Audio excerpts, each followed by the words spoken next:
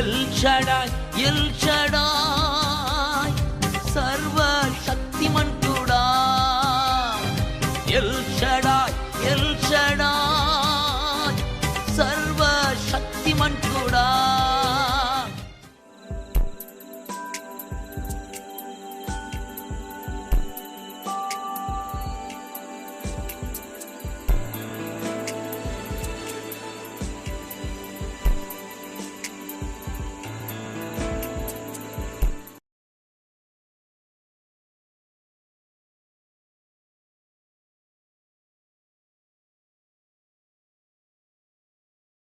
కూడా పరమనామమున చెల్లిస్తున్నాను.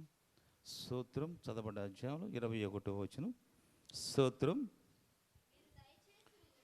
మీరు దయచేసి వినుడి, నేను ఎవరి ఎడలను పక్షపాతనే ఉండను, నేను ఎవరికి ముఖస్థితికి బిరుదులు పెట్టను. ప్రార్థన చేసుకుందాం. పరిశుద్ధమైన తండ్రి, నిశ్చయంగా ప్రభా నీకు నా స్తోత్రాలు చెల్లిస్తున్నాను తండ్రి. నీకు లేని ప్రభా నీ ఫాదర్ దగ్గర కూడిన తండ్రి కొద్ది నిమిషాలు తండ్రి, నా మాట కాక నీ మాటగా నీ బిడ్డలతో నాతో మాట్లాడు ప్రభా. సమస్తనైనా నీ పరిశుద్ధాత్మ మాట్లాడి సహాయం చేతండి. ఈ లేఖనాలైనా ప్రతి బిడ్డకి నాకు గ్రహించి మనస్సును దయచి వాక్యానికి ఆటకులు ప్రతి ఆటకనే ఇష్టములు బంధించి ప్రభా సన్నిధి మెండిగా మాకు సహాయం చేయమని యేసయ్య పరిశుద్ధ నామమున వేడుకున్నాను తండ్రి. మీరు దయచేసి వినుడి, నేను ఎవరి ఎడలను పక్షపాతనే ఉండను, నేను ఎవరికి ముఖస్థుతికై బిరుదులు పెట్టను అని ఈయన చెప్తున్నాడు, ఎలుహు అనే సహోదరుడు. కానీ మనుషులు పక్షపాతి, దేవుడు పక్షపాతి కాదని వాక్యాలు రాయబడింది. మనుషులు పక్షపాతి ఉన్నారు, ప్రతి ఒక్కరిలో ఉన్నారు, చెప్పారు నాలో కూడా ఉంటారు. మనుషులు పక్షపాతి ఉన్నారా లేదా? ఉన్నారు. ఒకరినొక రకంగా, ఇంకొకరినొక రకంగా మరి ఉంటారా లేదా? అంటే కుటుంబంలో కూడా పక్షపాతులు ఉన్నారా లేదా? యాకోబు యేసేపుని ఎక్కువగా ప్రేమించాడు, మిగతా వాళ్ళని తురుగిరించాడు వాళ్ళ ప్రవర్తన బట్టి. అట్లాగనే రకరకాలుగా భిన్నమైన అభిప్రాయాలు కలిగి ఉన్నాం. కానీ దేవుడు పక్షపాతి కాదు. అపోస్తులు 10:34 దేవుడు పక్షపాతి కాదు అని నేను ఇప్పుడు తెలుసుకున్నాను. అంటే పేతురు మనకి ఎట్లా తెలిసింది? పరిశుద్ధాత్మ దేవుడు తెలియపరిచాడు. ఒక అన్యజనుల ఇంటికి వచ్చాడు. లెక్క ప్రకారం యూదులు అన్యజనుల ఇంటికి రాకూడదు. పరిశుద్ధాత్మ చెప్పాడు ఏమని? ఏ మనుషుడు నిషిద్ధ తగినవాడు కాదు అని నాకు తెలియపరిచినందువల్ల నేను వచ్చాను. ఎందుకు తెలియపరిచాడు పరిశుద్ధాత్మ దేవుడు? అందరి కోసం నేను ప్రాణం పెట్టాను. అందరి కోసం, దేవుడిని ఎరిగిన వారి కోసం, దేవుడిని ఎరగని వారి కోసం, ఆఖరికి పందులు తినేవాళ్ళ కోసం, మిడతలు, పాములు, జెర్రీలు, నిషిద్ధ వస్తువులు తినేవారి కోసం కూడా నేను. అంటే ఈయనకి ఎందుకు ఆ మాట అన్నాడు పేతురు? ఈయనకి ఒక దర్శనం వచ్చింది. చతుర్పాశ జంతువులన్నీ ఆకాశం నుంచి దుప్పటిలో దిగి వస్తుంటే వాటిని చంపుకొని తినమని పరిశుద్ధాత్మ దేవుడు పేతురుకు తెలియపరుస్తున్నాడు. 15 వచనం అనుకుంటా. అయితే పేతురు నిషిద్ధమైనది నేను ఎన్నడూ తినలేదు ప్రభువా అన్నాడు. అంటే యూదుల దృష్టిలో ఏవి నిషిద్ధము, ఏవి తినదగిని తినకూడదు, అంతే కదా. పాత నిబంధనలో లేవికాండంలో ఉంటుంది. 2 డెక్కలు కలిగి ఉండాలా, నెమరు వేయాలా, అలాంటివి తినదగినవి. కొన్ని తినలేండి. మరి ఎందుకు పేతురు అంటున్నాడు నేను ఎప్పుడు నిషిద్ధమైనది తినలేదు ప్రభా అన్నాడు. అంటే ఆయన ఏమంటున్నాడంటే నేను ఏమైనా పొరపాటున ఏమైనా తిన్నానా? ఇప్పుడు దానియేలు షడ్డక మంచిగా పెద్దలుకున్నారు. రాజుగారు ఇచ్చే భోజనంలో అపవిత్రత ఉంటుందని చెప్పి వారు మాకు ప్రత్యేకమైన శాఖ ధాన్యాలు మంచిళ్ళు ఏమన్నారు. వాళ్ళకి అట్నే ఇచ్చారు. దేవుడు మంచి జ్ఞానంతో వాళ్ళని సహాయం చేశాడు. అందుకని ఆ ఉద్దేశంతో పేతురు ఏమన్నాడు? నేను ఎన్నడూ నిషిద్ధమైనది తినలేదు ప్రభా అంటే దేవుడు ఏమన్నాడు? నేను పవిత్రపరిచిన వాడిని నువ్వు అంటే దేన్ని పవిత్రపరిచాడు? భూమి మీద ప్రతిదాన్ని పవిత్రపరిచాడు కదా. ఆ వాక్యం మనం వెనక ముందు చదువుకోవాలి. ఇందాక సిస్టర్ గారు చెప్పేలా వాక్యం వెనక ముందు చదువుకుంటే మనకు అర్థమైంది. వాక్యం చదువుకుని ఒక్క ముక్క పట్టుకొని నాకు అంతా తెలుసు అనుకుంటే అటు గురించి మరి దేవుడు పరిశుద్ధాత్మ గురించి మనం విన్నాం కదా. ఇప్పుడు పరిశుద్ధాత్మ దేవుడే కదా అందరికి తెలియపరిచేది. ఇప్పుడు ఎవరితో మాట్లాడుతున్న పేతురికి పరిశుద్ధాత్మ దేవుడు? చదవండి మీరు. అపొస్తలుల కార్యం 10వ అధ్యాయం 15. అయితే పేతురు, ఆ. వద్దు ప్రభువా, ఉమ్. నిషిద్ధమైనది ఆ. అపవిత్రమైనది అయినది ఏదైనాను ఆ. నేనెన్నను తినలేదని నేను చెప్పగా ఎన్నడూ తినలేదు అని అన్నాడు. దేవుడు పవిత్రం చేసిన వాటిని ఇక్కడ పరిశుద్ధాత్మ దేవుడు ఉంటున్నాడు. ఆయనతో మాట్లాడింది కూడా పరిశుద్ధాత్మ దేవుడేగా. దెయ్యం మాట్లాడిందా? దేవుడు పవిత్రపరిచిన వాటిని నీవు నిషిద్ధమైన వాటిని ఆ. ఎంచవద్దని ఆ. మరలా రెండవ మారు ఆ శబ్దం అతనికి వినబడెను. అలాగ ముమ్మారు జరిగెను. ఉమ్. వెంటనే ఆ పాత్ర ఆకాశంకి ఎత్తబడెను. లెక్క ప్రకారం అంటే మనకి ఈదులకి మటుకి సువార్త చెప్పడానికి ఉంది. అన్యులకు సువార్త చెప్పొద్దని యేసుప్రభు కూడా చెప్పాడు. వాళ్ళు వద్దంటే మన దగ్గరికి వచ్చింది. అదేదమ్మా, మనం కూడా వద్దంటే ఇంకొక దగ్గరికి వెళ్ళిపోతుంది. అందుకనే ఉద్దేశంతో పేతురు ఈదుడు కాబట్టి మనం ప్రత్యేకంగా ఉండాలని ఒక అహంభావం, ఒక గర్వం అనమాట. వాళ్ళు దేవుడి బిడ్డలు అన్నట్టుగా గర్వం. మిగతా వాళ్ళంతా పాపులు, అంటే మనం అన్యులంతా పాపులమి. అందుకని కొన్నింటికి వచ్చినప్పుడు ఏమంటాడు, అన్యజనులతో కూర్చోటమైనను, వాళ్ళతో సామాసం చేయటమైనను, వారింట్లో భోజనం చేయటమే గాను, మనుషులు తాగటమే కానీ యూదులకు తగదు, నీకు తెలుసు కదా. కానీ 28 వచనంలో ఉన్నాడు, ఏ మనుషుడు నిషిద్ధ తగినవాడు కాదని పరిశుద్ధాత్మ దేవుడు నాకు తెలియపరిచాడు కనుక నేను అభ్యంతరం చెప్పకుండా వచ్చాను. అంటే అపోస్తలుడైన మరి అపోస్తలుడైన పేతురు ఆ మాట అన్నప్పుడు కొన్నేళ్ళు ఏమంటాడంటే, పరిశుద్ధాత్మ దేవుడు ఈ విధంగా నాకు దూతను పంపించి చెప్పాడయ్యా, నీ ధర్మకార్యంలో నీ భక్తి శ్రద్ధలు దేవుడు సమ్ముఖముకి చేరినవి, నీకు ఒకటి కొదువుగా ఉన్నది. అంటే ఆయన అభిషేకం కొదువుగా ఉన్నది. పలానా సీమోన్ ఇంట్లో పేతురని అనబడే ఒక వ్యక్తి ఉన్నాడు, ఆయన పిలిపించుకో, నీకు దేవుడు సహాయం చేస్తాడని చెప్పాడు. అంటే మంచి భక్తి పరుల్ని పంపించాడు, పిలిపించుకున్నాడు. అప్పుడు అంటున్నాడు, ఏ మనుషుడు నిషిద్ధ తగినవాడు కాదని పరిశుద్ధాత్మ దేవుడు నాకు తెలియపరిచాడు కనుక నేను వచ్చాను అని అన్నాడు. అయితే పేతురు రావడంతో దేవుడు చెప్పిన వ్యక్తి ఈయన ఎంత గొప్పవాడో అని అనుకొని ఆ కొన్నేళ్ళు చేశాడు, సాష్టాంగ నమస్కారం చేశాడు, అంటే పాదాలకు దండం పెట్టాడు. పేతురు అన్నాడు, వద్దయ్యా, నేను నీలాంటి మానవునే లేచి నిలబడమన్నాడు. నన్ను పిలిపించిన కారణం ఏంటంటాడు. అప్పుడు లోపలికి వచ్చి చూడటంతో కొన్నేళ్ళు తన బంధువుల్ని, తన స్నేహితుల్ని, తన రక్త సంబంధుల్ని అందరినీ పిలిచాడు. దేవుడు చెప్పిన వ్యక్తి వస్తున్నాడు, మన ఇంటికి ప్రార్థన పెట్టుకుందాం రండి చెప్పినాడు. అప్పుడు ఈ మాట అన్నాడు 34 ఏమని, దేవుడు పక్షపాతి కాడని, దేవుడు పక్షపాతి కాదని నిజముగా గ్రహించి ఉన్నాను, నిజముగా గ్రహిస్తున్నాను. ప్రతి జనములోను ఆయనకి భయపడి నీతిగా నడుచుకున్న ప్రతి ఒక్కరిని ఆయన అంగీకరించిన. హల్లెలూయా. ముందు దేవుడికి భయపడాలా, తర్వాత నీతిగా నడుచుకోవాలి. నీతి అంటే ఏమిటో మన నీతి కాదు, యేసు ప్రభు నీతి. పాపం ఎరుగున ఆయన మన కోసం పాపంగా మారాడు, శాపం ఎరుగున ఆయన మన కోసం శాపంగా మారాడు. ఆయన నీతి మనకిచ్చి, ఆయన జ్ఞానం మనకిచ్చి, ఆయన మన కోసం విమోచన క్రయధనముగా బలైపోయాడు. మన నీతి పనికిరాదు, మన నీతి మురికి గుడ్డ పిలవలే ఉన్నది. ఆయన నీతి మన స్థానం ఆయన తీసుకొని ఆయన స్థానము మనకిచ్చాడు. అది ప్రభు చేసిన గొప్ప కార్యం. అయితే యోబు గ్రంథంలోనే 13:10 అంటే పక్షపాతం చూపించేవాడిని దేవుడు గద్దిస్తా అన్నాడు. చదవండి.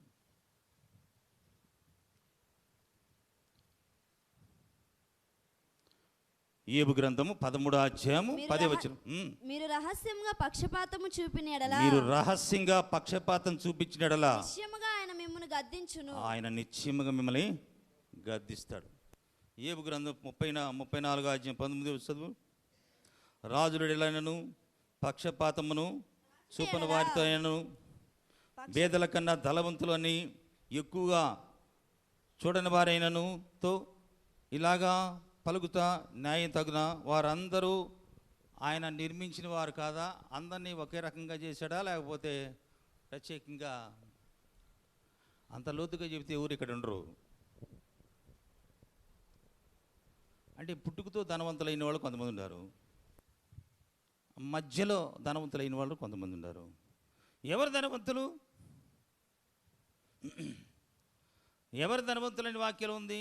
ఈ భూలోకంలో ధనం ధనవంతులని ఉందా? లేదు. పరలోక రాజ్యములో ధనవంతులు, మీకు ఫలము అధికమవుతుంది. ఆయన నిమిత్తము సమస్తము విడిచిపెట్టిన వారు ధనవంతులు. నా నిమిత్తము తల్లిని, తండ్రిని, అక్కజెళ్ళల్ని, అన్నదమ్ముల్ని, బిడ్డల్ని, భూముల్ని, వ్యాపారాలని, చేతి పనుల్ని అన్నీ విడిచిపెట్టిన వాడు ధనవంతుడు. మనం ధనవంతులు కాదు. మనం ధనవంతులు కావటానికి యేసు ప్రభువయ్యాడు. ఆయన ధనవంతుడై ఉండి మనం తన దారిద్ర్యం వల్ల ధనవంతులు కావాలని మన కోసమేమయ్యాడు? దరిద్రుడు. అర్థం చేసుకుందాం. అందుకని మనుషులు పక్షపాతం చూపిస్తారు, దేవుడు పక్షపాతం చూపించడు. అందరికీ ఒకటే మార్గం ఉన్నాడు, అయితే ప్రత్యేకంగా ఇంకో వేరొక మార్గం ఉందా? మనుషులు పెట్టుకుంటారు ఇవన్నీ. నేనే మార్గమును సత్యమును, తండ్రి ఒకటే కదా అందరికీ. ఆయన ఆత్మలకి తండ్రి, శరీరానికి తండ్రులు వేరే ఉంటారు, ఆత్మలకి తండ్రి.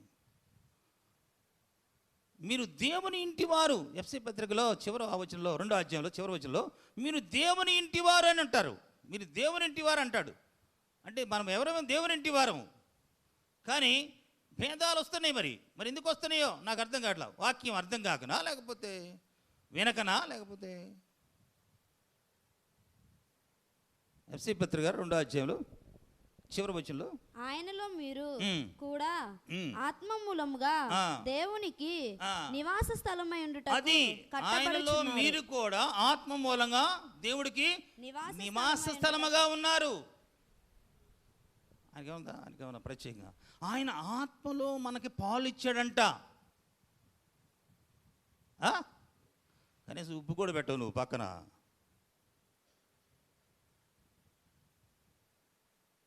ఆయన సింహాసనంలో మనకు స్థానం ఇచ్చాడు. ఆయన కూర్చునే స్థానంలో తండ్రి కుడిపాసమున కూర్చుంటాడు. మనల్ని తీసుకొని ఆడ కూర్చోబెట్టాడు. ఆయన సిలువెక్కాడు. 1 యోహాను 4:13 ఉన్నది. ఆయన ఆత్మలో పాలిచ్చాడు, తన పరిశుద్ధతలో పాలిచ్చాడు. దేవుడికి పక్షపాతం లేదు. ఇప్పుడు ఎక్కడ ఉంటుంది పక్షపాతము? ఈ భూమి మీదనే. దీనివల్ల మనము ఆయన యందు నిలిచి ఉన్నామనియు ఆయన మన యందు ఉన్నాడనియు తెలుసుకొనుచున్నాము. ఏలియనగా ఆయన మనకు తన ఆత్మలో పాలిచ్చాడు. అది తన ఆత్మలో పాలిచ్చాడు. అది ఎంత గొప్ప దేవుడు అండి. ఎవరైనా ఇస్తారా? కానీ సీటు కొంచెం జరగడం మనం కూడా జరగరు. మనం అక్కడికి ప్రయాణం చేస్తుంటే అది మనుషుల తత్వము. కానీ ఎవరి వల్ల పక్షపాతము ఉండకూడదో ధ్యానం చేద్దాం. ఇదిగా టైం కొద్దిగా ఉంది కాబట్టి చూడండి. యాకోబు పత్రికలో 2వ అధ్యాయం 1వ వచనంలో చూద్దాం. 1 నుంచి విశ్వాసుల ఎడల పక్షపాతం ఉండకూడదని ప్రభు అందరికీ చెప్తున్నాడు. ప్రత్యేకించి చెప్పేవారికి, అక్కడ వినేవారికి కూడా వర్తిస్తుంది. అంతేగాని వినకపోతే మనం చేసేది ఏమీ లేదు. నా సహోదరులారా, మహిమ స్వరూపగు మన ప్రభువైన యేసుక్రీస్తును గూర్చిన విశ్వాస విషయంలో మొహమాటము గలవారై ఉండకుడి. అంటే అక్కడ చిన్న బైబిల్ కాబట్టి మొహమాటం గలవారా? మొహమాటం ఏంది? నీ మొహం మొహమాటం కాదు. ఇక్కడ ఉంది పెద్ద బైబిల్ చదువు. పెద్ద బైబిల్ చదువుమ్మా జయమ్ గారు. అది చిన్న బైబిల్ కదా, అది మొహమాటం అని అక్కడ ఉంది. కొన్ని బైబిల్లో వరడ కొంచెం డిఫరెన్స్గా పడింది. అంత మాత్రాన అది తప్పని అనుకోకూడదు మనము. నా సహోదరులారా, మహిమా స్వరూపియగు మన ప్రభువైన యేసుక్రీస్తును గూర్చిన మహిమా స్వరూపగు మన ప్రభువైన యేసుక్రీస్తును గూర్చిన విశ్వాస విషయంలో పక్షపాతం గలవారై ఉండుకుడి. ఏలయనగా బంగారపు ఉంగరం పెట్టుకొని ప్రశస్తమైన వస్త్రములు ధరించుకొని ఒకడు మీ సమాజ మందిరములోకి వచ్చినప్పుడు మురికి బట్టలు కట్టుకొని దరిద్రుడు లోపలికి వచ్చినడలా మీరు ప్రశస్తమైన వస్త్రములు ధరించుకుని వాడిని చూసి సన్మానించి నువ్వు ఇక్కడ మంచి స్థలం ముందు కూర్చోమని చెప్పి ఆ దరిద్రుడికి నువ్వు ఇక్కడ నిలువుము, లేక ఇక్కడ నా పాదం పెట్టడం మీద కూర్చోమని చెప్పినడలా పక్షపాతం కాదా? ఇది వాక్యమా లేకపోతే నేనేం చెప్తున్నానా? అది మనం ప్రభునందు ప్రయాసమే. ప్రభులో ప్రయాసపడే వాళ్ళని సన్మానించమని వాక్యంలో ఉంది. మనం అది చూసుకోవాలి, ఇది చూసుకోవాలా. ప్రభులు కొంతమంది ప్రయాసపడుతుంటారు, వాళ్ళని సన్మానించు, వారు రెట్టింపు ఘనతకి అర్హులు. ఇక్కడ యాకోబు అంటే ఎవరమ్మా? ఆయన యేసు ప్రభు సహోదరుడమ్మా. యూదా, వీళ్ళంతా యేసు ప్రభు సహోదరులు. అర్థం చేసుకోండి. యేసు ప్రభు తర్వాత మరియమ్మకు పుట్టిన వారు వీళ్ళంతా. ఒకప్పుడు నువ్వు చెప్పుకునే బోధ పోయి నీ శిష్యులకు చెప్పుకో, ఎవరింటారు నువ్వు చెప్పే బోధ అని చెప్పి వీళ్ళే. అయితే యేసు ప్రభు పునరుత్థానం లేచిన తర్వాత వీళ్ళ మారు మనసు పొందుకొని రక్షణ పొందుకొని బహు బలంగా వాడబడ్డారు. వీళ్ళు సంఘంలో మంచి నాయకులు అయ్యారు వీళ్ళు. మనం అర్థం చేసుకోవాలా. అందుకని ఈ విషయం చెప్తున్నాడు. నా ప్రియ సహోదరులారా ఆలకించుడి. ఈ లోక విషయంలో దరిద్రులైన వారు విశ్వాసమందు భాగ్యవంతులు కాగా తాను ప్రేమించే వారికి తాను వాగ్దానం చేసిన రాజ్యమునకు వారసులుగా ఉండేందుకు దేవుడు ఏర్పాటు చేసుకోలేదా? 5వ వచనంలో అన్నాడు. ఈ లోకంలో దరిద్రులు కావచ్చు, కానీ విశ్వాసంలో ఎట్లా ఉన్నారు వాళ్ళు? భాగ్యవంతులు. ఏంటి మన భాగ్యం? విశ్వాసం. కాబట్టి అందరిని ఏర్పాటు చేసుకుంటే అయితే ఒకరిని ఏర్పాటు చేసుకుంటే సరే, ఒకరిని ఏర్పాటు చేసుకుంటే ఒకరే ఉంటే సరిపోలా. ఇక్కడ ఇంతమంది ఎందుకు? ఆయన ఏర్పాటులో మనం ఉన్నాం, ఇది మర్చిపోకూడదు. ఆయన ఏర్పాటు చేస్తున్నారు, అందరినీ ఏర్పాటు చేసుకున్నాడు. ఏ ఆత్మ నశించడం ఆయనకి ఇష్టం లేదు. అందరూ అంతటూ మార్పు చెందాలా. ఎట్లా మార్పు చెందాలా? ఒకవేళ నిన్ను మార్చుకునే పనితే ఇంక యేసుప్రభు రావటం ఎందుకు? సిలువ ఎక్కడం ఎందుకు? ఆయన రక్తంతో కడగబడటం ఎందుకు? ఆయన వాక్యమైన దేవుడు శరీరాన్ని ధరించుకోవడం ఎందుకు? ఆయన ఆత్మ మనకు అనుగ్రహించడం ఎందుకు? పరిశుద్ధాత్మ దేవుడే నిన్ను నన్ను కడుగునుగాక. భౌతికానికి అపవిత్రత ఉంటుందండి. శరీర కార్యములు స్పష్టమైనవి. సహోదరా సహోదరి, ఎట్లా పోతాయి ఇవన్నీ? గలతీ పత్రిక 5:19 చదవండి, ఎన్ని ఉంటాయో. ఒకవేళ నువ్వు ప్రత్యేకంగా ఉన్న ఆకాశం నుండి పుడితే చెప్పు, నీ పాదాభి వందనాలు చేస్తాం, నీకు దండం పెడతాం. ఇప్పుడు చాలామంది పాదాభి వందనాలు చేస్తున్నారు కదా, గురువులు అనేవారిని, పండితుల్ని. మా గురువు గారు అంటాడు. అదేనా? యేసుప్రభు చెప్పింది, ఎవరు మీకు గురువులు లేరురా నాయన, నేనే గురువుని అన్నాడు. గురువులు ఎవరు లేరు, మీరు నా సహోదరులు, మన తండ్రి. ఆయన పిలవటంలో చాలా విషయాలు ఉన్నాయి, అర్థం చేసుకొని. గురువు అని ఎవరిని పిలవబాకండి, నేనే గురువుని, నా దగ్గర నేర్చుకోండి. మీకు గురువు అనేది ఎవడు లేడు, తండ్రి అనేవాడు కూడా ఎవరు కూడా లేడు, నేనే తండ్రిని. ఆయన వంశావళి లేనివాడు, తల్లి లేనివాడు, తండ్రి లేనివాడు, సర్వము ఆయనమై ఉన్నాడు. చదవండి. శరీర కార్యములు సృష్టమై ఉన్నవి, అవేవనగా జారత్వము, అపవిత్రత, కామకత్వము, విగ్రహారాధన, అభిచారము, ద్వేషములు, కలహము, మత్సరములు, క్రోధములు, కక్షలు, భేదములు, విమతములు, అసూయలు, మత్తత్తులు, అల్లరితో కూడిన ఆటపాటలు మొదలైనవి. అది ఇవన్నీ చేయవారు దేవుడు రాజ్యమునకు వారసులు కారేరు కదా.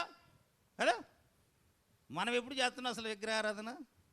కదా చేస్తున్నా. విగ్రహారాధన చేసిన చేతులు ఎత్తండి.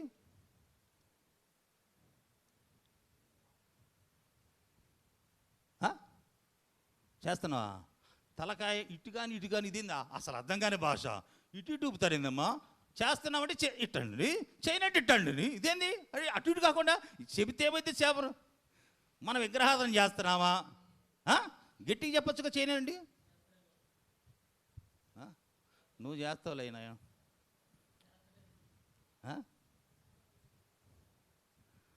వారు విగ్రహాలు వాళ్ళ హృదయాలు పెట్టుకొని నా దగ్గరికి వచ్చారు విచారణ చేయడానికి అంటాడు హెచ్కేళ్తాడు. వీళ్ళు విగ్రహాలు లోపల పెట్టుకున్నారు, వాళ్ళు హృదయంలో పెట్టుకున్నారు. ఇప్పుడు మనం ఏం పెట్టుకున్నాము విగ్రహాలకి? ఏం పెట్టుకున్నావు?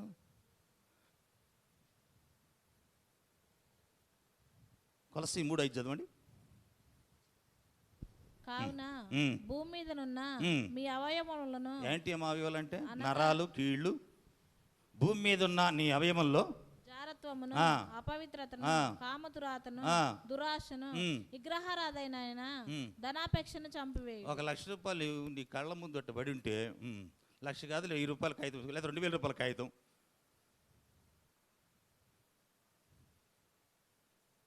దాని వైపు కూడా చూడకుండా ఉంటే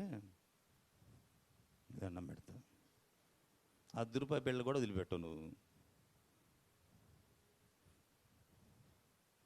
ఆ బళ్ళ నుంచి వచ్చాం కదా మనం. ప్రభువులో తెలియనప్పుడు ఏం చేసేవాడు మనం? నా మాటకు నేనే చెబుతున్నాను. లైట్ యాంగిల్ అంటే ₹10 కాగితం ముందుకు తీసుకొని దండం పెట్టి జోలు పెట్టుకునేవాడు కదా. నిద్ర లేవగానే 10 రూపాయలకి ఆయన చూసుకొని ఎంత డబ్బును చూస్తే డబ్బు బాగా వస్తుంది అనుకున్నాను. తెలియదు అప్పుడు. ఇప్పుడు ఏమంటున్నాడు నా అపోస్తలుడైన పౌలు చాలా లోతుగా అధ్యయనం చేశాడు. భూమి మీద మీ అవయవాల్లో అంటే అందరిలో ఉంటుంది అంటే ప్రత్యేకంగా ఉంది, ఏమైనా సపరేట్గా పుట్టింది. అమ్మానైనా కలిస్తే పుట్టావా లేకపోతే ఆయనకి లేదు. పరిశుద్ధాత్మ సహాయం వల్ల మరియమ్మ దేవుడు శక్తి ద్వారా గర్భము ధరించి కుమారుని కన్ను. ఆయన పరిశుద్ధుడు, దేవుడి కుమారుడు. ఆయనకు ఉండదు. వాక్యమైన దేవుడు. మనం పాపలోనే పుట్టాం. శరీరముగా పుట్టినవాడు శరీరమును, ఆత్మ పుట్టినవాడు ఆత్మ. ఈయన కడుగుతాడు మనల్ని. ఒకసారిగా మనము రూపాంతరం చెందదు, చాలా టైం పట్టిద్ది అర్థం చేసుకుని. ఆయన సమయం మనం ఇవ్వాల. అందుకని ఇప్పుడు విగ్రహాలు ఉన్నట్టేలా లేవట పోతే పోయినా అనుకుంటావా? చెప్పండి. సత్యం చెప్పడానికి ఏంది? సత్యం చెప్పేవాడే. నా వాక్యమే సత్యం, సత్యమే జీవం. సత్యం చెప్పాలా? డబ్బులోనే ఎవరు పోయినాయి అనుకో సపోజు. ఇంతకుముందు ఉంది పాపం. ఇంతకుముందు మొదట్లో వచ్చినప్పుడు ఏమి భక్తి అనుకున్నాను. ఓ సహోదరికి బట్టలు దుట్టడానికి పోతే 50,000 రూపాయలు కట్ట దొరికింది. అమ్మ అని చెప్పి యజమానురాలకు ఇచ్చింది. అబ్బా, దేవుడు ఎంత గొప్ప దేవుడమ్మా, మీరు సేవించే దేవుడు. ఇట్లాంటి వారు కూడా క్రైస్తవులు ఉంటారని చెప్పి ఆమె వచ్చి సాక్ష్యం చెప్పింది. రాను మళ్ళీ ఏం చేసింది? సాతాను పీక్కొని పోయింది. అలాంటి వాళ్ళని గొప్ప వాళ్ళని పీక్కొని పోయింది. అంతవరకు నిలబడ్డవాడే రక్షించబడతారు. అప్పుడున్న ఇది ఇప్పుడుందా అది నేను చెప్తున్నాను. అప్పుడు చాలా ఆసక్తిగా ఉండేవాళ్ళు బిడ్డలు. లోకాసులు పడి చాలామంది తప్పిపోతున్నారు. అట్లా ఇప్పుడు అర్థమైంది విగ్రహారాధన అంటే? అమ్మ అర్థమైందా? అది విగ్రహారాధన అంటే నేను ఇప్పుడు విగ్రహారాధన చేస్తున్నాను అని అనుకోవచ్చు. చెదులు పట్టిందాక మామూలుగా. నీ ధనము ఎక్కడుండును, నీ బంగారం ఎక్కడుండును? 1 కోటి రూపాయలు తీసుకొచ్చి జీవనం బీరువాలు పెట్టి వచ్చాడు ఇంకో సపోజు. 1 కోటి రూపాయలు ఇంట్లో పెట్టాను, తలుపు వేసానా లేదా అని ఎన్నిసార్లు అంటే మనుషులతో మామూలుగా సహజంగా మానవుల హృదయం అట్లా మనస్సు ఎట్లా ఉంటుంది అక్కడ. డబ్బుకు లోకము దాసోకం. ప్రపంచమంతా అయ్యగారు చీఫ్ మినిస్టర్ గారు దిగుతుంటే ఎంతమంది బుక్కిలు పెట్టుకొని దండం అయ్యా దండం అంటే ఆయన ఏదల్లా పాప అనుగ్రహం వస్తాడని చెప్పి. భూమిని ఆకాశం సూచించిన దేవుడు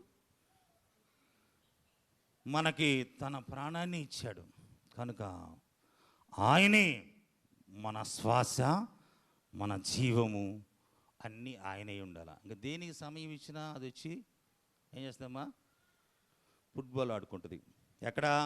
భౌతిక బ్రహ్మాండంగా ఉంటాం మనం లోపల. అందుకని ఇక్కడ చూడండి 6వ వచనం. అయితే మీరు దరిద్రులు అవమానపరుస్తున్నారు, ధనవంతులు మీ మీద కఠినంగా అధికారం చూపుతున్నారు. మిమ్మల్ని మీరు న్యాయసభలకి ఈడ్చుకొని పోరు వీరే కదా. మీకు పెట్టబడిన శ్రేష్టమైన నాము దూషింపబడుతున్న వీరే కదా. మెట్టుకు మీ వలె మీ పొరుగువాని ప్రేమించమని లేఖను ఉన్నట్టు ప్రాముఖ్యమైన ఈ ఆజ్ఞ మీరు నెరవేర్చిన ఎడల బాగుగానే ప్రవర్తిస్తారు. మీరు పక్షపాతము గలవారైతే ధర్మశాస్త్రమును అపరాధులుగా తీర్చబడును అని వాక్యంలో రాయబడింది. ఇది విశ్వాసాల గురించి చెప్పబడిందమ్మా. అర్థమైందమ్మా? ఎవరి గురించి? విశ్వాసాల గురించి. అయితే రోమాపత్రిక ఎఫ్సి పత్రిక 6వ అధ్యాయం పని వాళ్ళ గురించి. ఎఫ్సి పత్రిక 6వ అధ్యాయము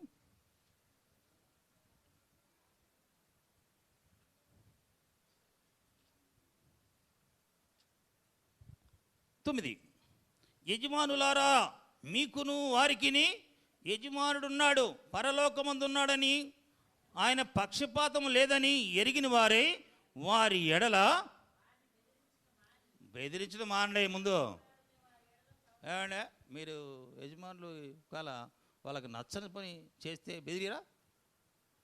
ఏం చేసినా పర్లేదు కామరాజు, నువ్వు చాలా మంచిడు అంటావా? ఏయ్ లేదు, బెదిరిస్తారు వాళ్ళు. కొంతమంది వర్గాన్ని బట్టి భేదాలను బట్టి బెదిరిస్తూ ఉంటారు. నేను ఎవరో తెలుసు, నేను తెలుసుకుంటే ఏమని చేస్తాడు. ఇప్పుడు ఆయన తెలుసుకుంటే ఏమని చేస్తాడు తెలుసా? నాకు బాహుబలం వల్ల ఈ మహాసామ్రాజ్యాన్ని నేను నిర్మించిన కాదా అన్న నెబకు రాజుని ఎన్ని సంవత్సరాలు గడ్డి మేపించాడా? 7 సంవత్సరాలమ్మా. భక్తుడు దానియేలు చెప్పాడు, అయ్యా నువ్వెవరి పట్లన్నా 4వ అధ్యాయం దానియేలు 27లో ఉంటుంది, ఒకవేళ అన్యాయంగా ప్రవర్తిస్తే వారి పట్ల న్యాయంగా ప్రవర్తించయ్యా, నీకున్న కళ వచ్చిన మంచిది కాదు, చాలా ప్రమాదకరమైన కళ అంటే విన్నాడు. అంతే, మనం కూడా వింటున్నాగా. విన్నాడు. 12 నెలలు కాగలనే చెప్పిన దైవజనుడు చెప్పిన మాట మర్చిపోయాడు. ఆయన ఆటోమేటిక్ ఇందాక సిస్టర్గా చెప్పిలా మానవుల ఆత్మ ఉప్పొంగిద్దంట, ప్రేరేపించిద్దంట. నా బాహుబలం వల్ల ఈ మహాసామ్రాజ్యాన్ని నేను స్థాపించలేదా అని మనసులో అనుకున్నాడు. పైనుంచి ఆజ్ఞ వచ్చింది, నెబుకద్నెజరు రాజు ఇదే నీకు ఆజ్ఞ. అంతే. మానవ మనసు పోయి ఏ మనసు వచ్చిందమ్మా? పశు మనసు. 7 సంవత్సరాలు గడ్డి మేసాడు. మరలా ఆయన సాక్ష్యం చెప్తాడు. 4వ అధ్యాయం 34లో దేవుడు ఎంత గొప్పవాడో సాక్ష్యం చెప్తాడు.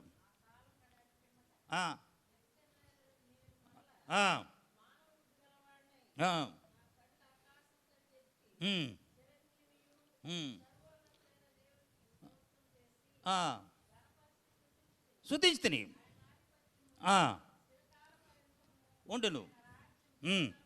ఉండను గర్వంగా నటించువాన్ని ఆయన అనపశక్తుడు అని సాక్ష్యం చెప్పాడు ఈ వ్యక్తి. ఎప్పుడు? 7 సంవత్సరాలు గడ్డి మేసిన తర్వాత. అర్థం చేసుకోండి అని పక్షపాతం బహుహీనంగా దేవుడి బిడ్డని చూశాడు. అసలు వాళ్ళని ఎంత హీనంగా చూశాడు, అంత హీనంగా చూశాడు. అందుకని కాళ్ళ చూపించాడు దేవుడు. కాబట్టి మనం అట్లా ఉండకూడదు. సంఘం అంటే ఆయన శరీరం, సంఘానికి శిరస్సు ఆయనే. అందుకని అంటున్నాడు, మనుషులు సంతోషపెట్టినట్టు చేసినట్టు కంటికి కనపడవాలని కాక క్రీస్తు దాసులమని ఎరిగి దేవుని చిత్తము మనస్ఫూర్తంగా జరిగించుని.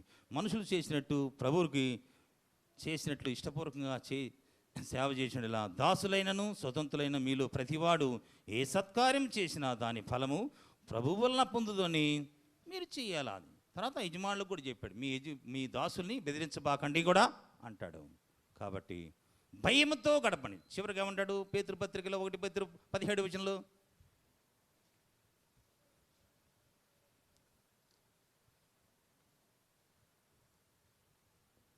పేతురు 1:17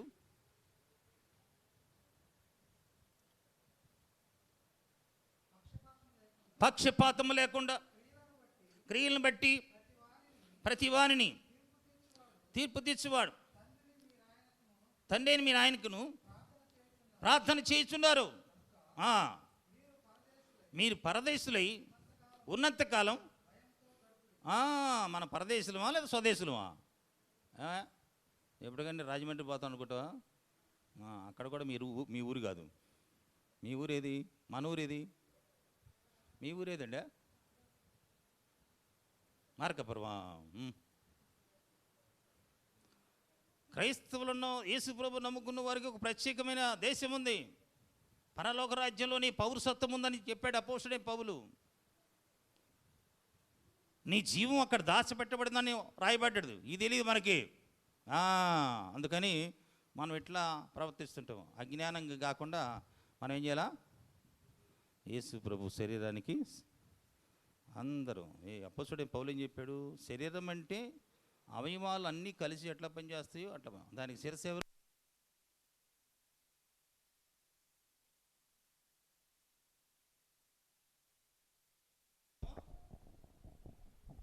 ఆయనే. ఇందాక విన్నాం కదా, నరుడి ఆత్మ యెహోవా పెట్టిన దీపం. ప్రాణానికి మూలాధారం ఆయనే, దేహానికి సంరక్షకుడు కూడా ఆయనే. మన దేహానికి ఆయనే ఆరోగ్యం ఇస్తాడు. కాబట్టి ఆయన పక్షపాతం చూపించట్లా. మనం కూడా పక్షపాతము చూపించకుండా ఏం చేద్దాము? కొంతమంది చాలా కష్టపడతారు, వాళ్ళని మనం ఏం చేయాలా? సన్మానించాలని. ఎవరైనా సరే దేవుళ్ళు కష్టం. నిన్న మన సహోదరులు పిలవంగానే వచ్చారు. మన సహోదరుడు జీవులు వచ్చాడు, తర్వాత సంటి ఆయన వచ్చాడు, తర్వాత మొన్న ఈరబాబు వచ్చాడు, తర్వాత ఒకరోజు నిరీక్షణరావు వచ్చాడు. అర్థమైందా? వీరంతా దేవుడి పని కోసం చాలా ఆసక్తిగా వచ్చాడు. వాక్యంలో ఉంది, మీరు చాలా భారముతో వారు మీ ఆత్మను కాస్తున్నారు, వాళ్ళ మాట వినమని ఉంది. ఫిబ్రవరి 13:17 ఉంది. అర్థం చేసుకోండి, వాక్యము వింటం కాదు.